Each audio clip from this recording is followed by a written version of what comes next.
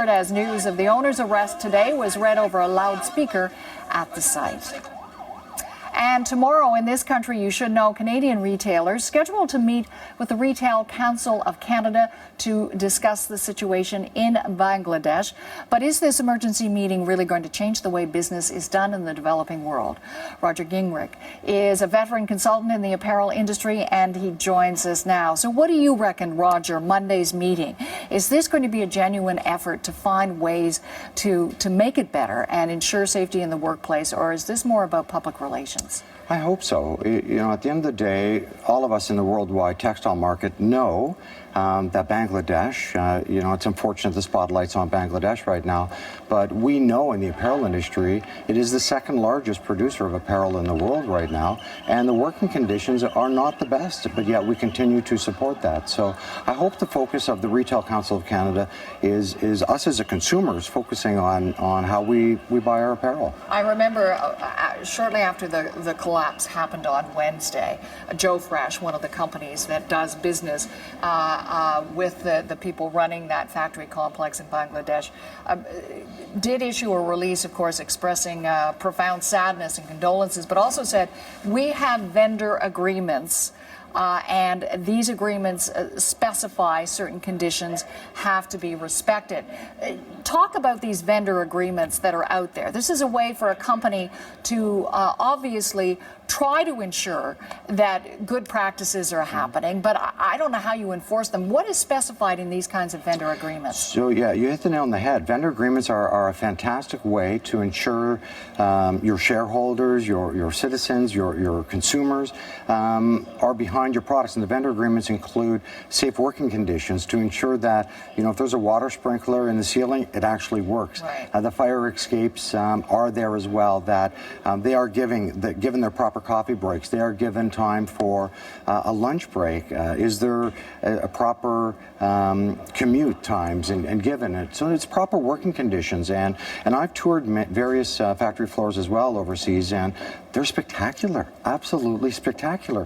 What goes on behind closed doors the second I leave, who knows? So in other words, you're saying that for people who tour the venue, the operation, it may look impressive, but as soon as you leave, they actually get into what their real operation is, which is, you know, you see compromises every which way in workplace safety. And in this instance, of course, we're talking about the structure of the building codes. Mm-hmm. Separate issue, or do companies ever, in their vendor agreements, when you talk about a safe workplace, does it often involve the structural integrity of the building they're in? Well, I'm glad you brought up the building. Bangladesh, for those that do or don't know, is a fifth of the size of Saskatchewan, 5 times the Canadian population.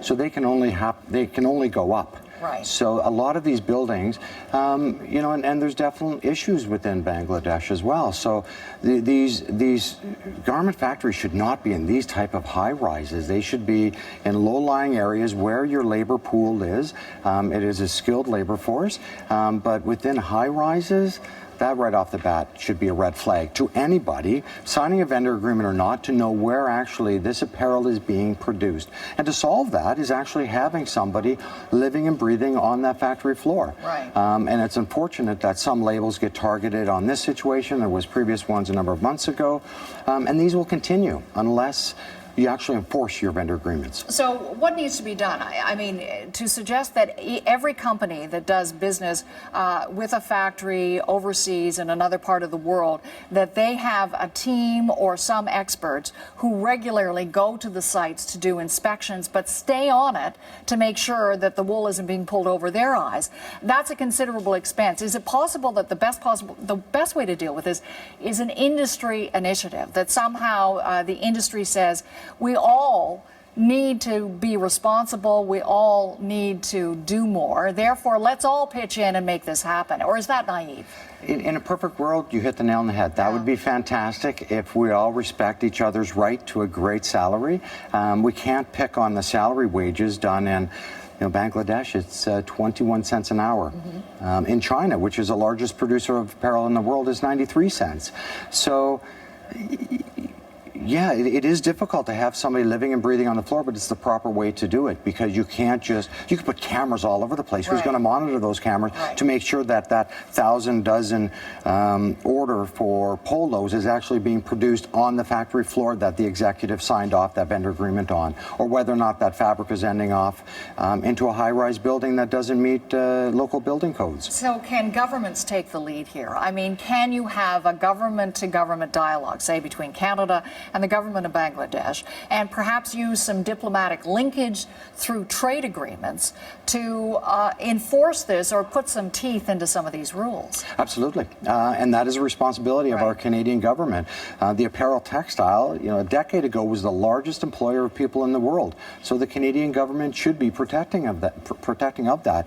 You've got clothing, the same with food and shelter, the three essentials of life. So without question, the government needs to take more of an active control. And if it's not Bangladesh, it's another country that has, it is a partnership back and forth. This industry is not going away. Right. We need to have, and dealing with countries that can respect the rights of their workers. And if it's not this specific country, we need to be supporting another country. We've been reporting today that the owner of this particular factory complex, who was on the run, has now been found. He's arrested. There's been some cheering in some sectors in Bangladesh. What do you think will happen to him?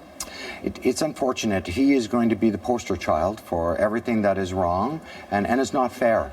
But at the same point, it will He is bring... responsible, but what you're saying is there's lots of responsibility to go around. The concern is he becomes the focal point for everything that is wrong in the industry? They are the second largest producer of apparel in the world. There's more of him out there, unfortunately. And until the government gets involved, is he guilty? Until proven innocent, but there's going to be many more, unfortunately, of these. So unfortunate he is going to be taking the fall for this particular situation. Roger, appreciate you joining us today. Thanks for your time. My pleasure. The president is